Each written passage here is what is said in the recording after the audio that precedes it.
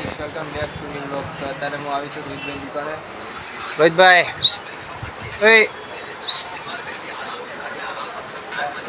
રોહિતભાઈની દુકાને આવ્યો છું અને આ તેમને શૂઝની દુકાન છે.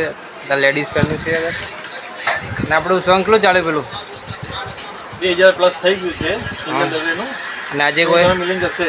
આજે કોઈ નાખવાનું આજે સોંગ નાખવાની ઈચ્છા છે. દિનેશ કેવલ સોંગ નાખવાનું છે એટલે એ જંતર વાગે. એ સોંગ મેં જ બનાવ્યું હતું અને એઆઈથી બનાવ્યું છે અને તમને પણ શીખવાડીશું કેવી રીતે બનાવ્યું. લાઈવ તમને બનાવતા શીખવાડશું અને ચાલો સ્ટાર્ટ કરીએ.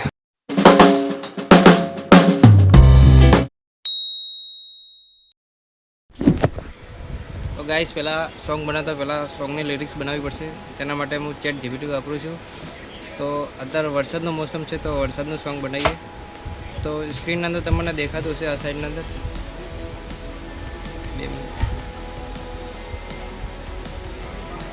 સ્ક્રીન આ સાઈડ તમને દેખાતી હશે અને હું સોંગની લિરિક્સ લખી દઉં. પહેલાં સોંગ આપણે એ ટાઈપનું હોવું જોઈએ કે એઆઈ સોંગ ગાય ત્યારે એમ રિયાલિટી લાગવું જોઈએ. એઆઈ વોઇસ બગાડ નાખે છે સોંગનું લિરિક્સ બતાડ્યું તમને.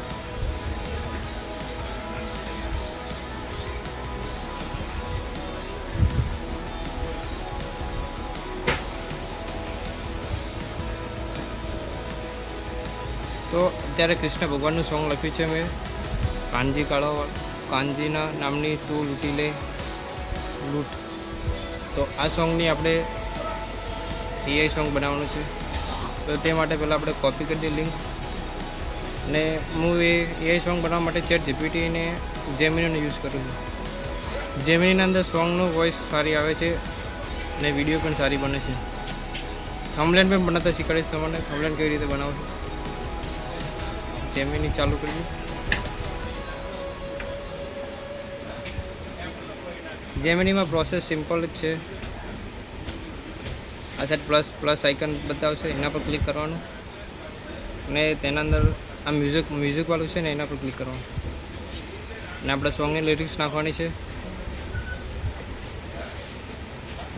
સોંગની લિરિક્સ પણ સારી છે પણ દેખીએ કેવું સોંગ બને છે. મેં એક ગુજરાતી ભક્તિ સોંગ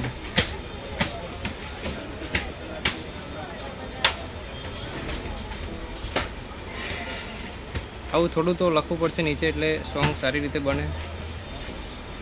સોંગ બનતા કોઈ વધારે વાર નહીં લાગે. 2 મિનિટ જેવું જ લાગશે, વધારે વાર નહીં લાગે. જેમિનીની પ્રોસેસ ચાલુ થઈ ગઈ.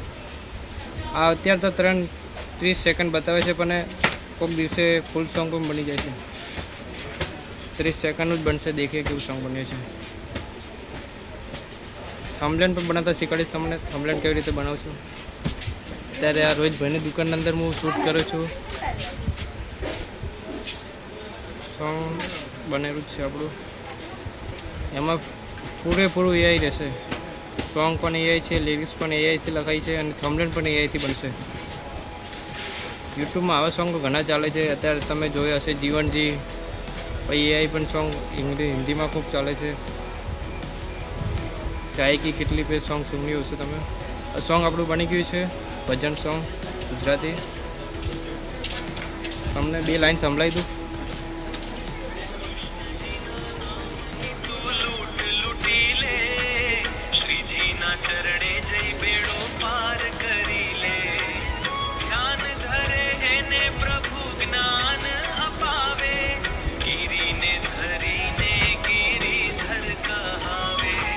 તો ગાઈસ સોંગ તો સારું બન્યું છે. આ સોંગને ડાઉનલોડ કરી દઈએ. MP3 અંદર ડાઉનલોડ કરશો એટલે વોઇસ ક્વોલિટી સારી આવે. સોંગ ડાઉનલોડ થઈ ગયું છે. હવે તમને થંબનેલ બનાવતા શીખવાડીશ. થંબનેલ માટે આપણે હું ચેટ જીપીટીનો યુઝ કરું છું.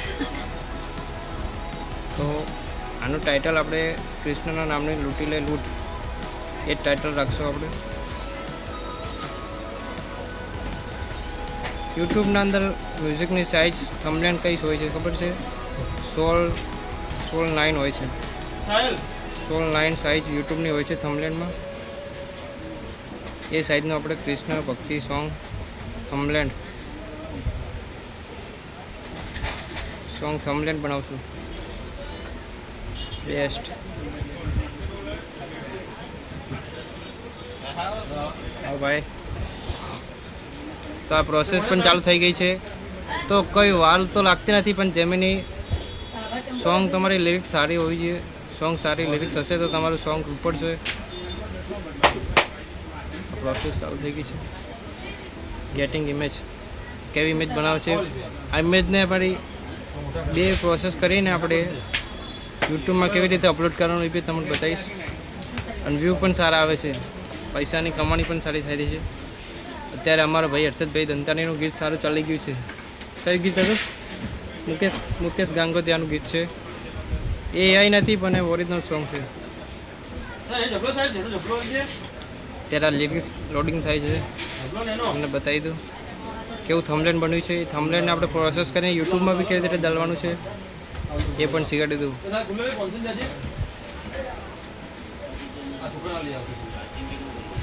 હાલ તો લોડિંગ નેટવર્ક ઓછું છે એટલે લોડિંગ થાય છે થોડું.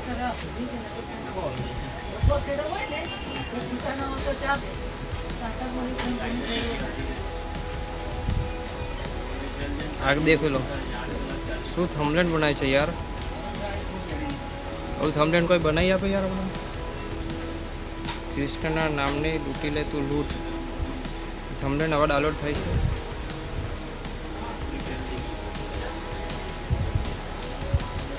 નેટવર્કની પ્રોબ્લેમ છે મારા મોબાઈલમાં, તો હાલ નેટવર્ક ઓછું આવે છે.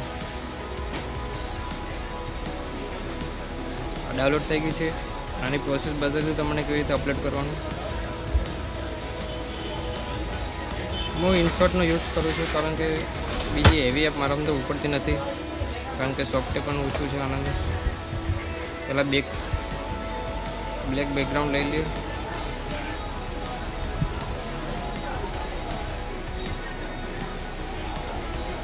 આનંદ વોટરમાર્ક આવે છે, એ વોટરમાર્કને હટાવવા માટે ફ્રી રિમૂવલનો યુઝ કરું છું. તેનાથી આપણે આ દેખ લો વોટરમાર્ક જતો રહે નથી. અને થોડું ગીતના પ્રમાણે સેટ કરી દઈએ અને એક ગીત પણ હવે સેટ કરી દઈએ. ગીત આવી જશે હવે.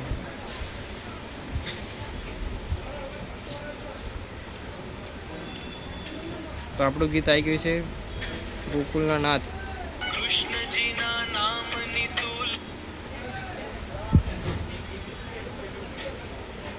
આટલું વધારાનો પાર્ટ કટ કરી દઈએ આપણે.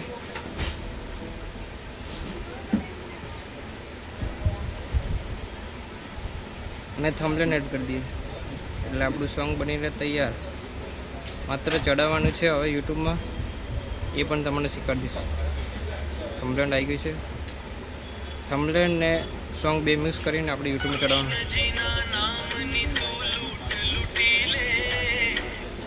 સોંગનું થંબનેલ તૈયાર થઈ ગયું છે. હવે આને ચડાવતા કેવી રીતે હું તમને શીખવાડી દઉં.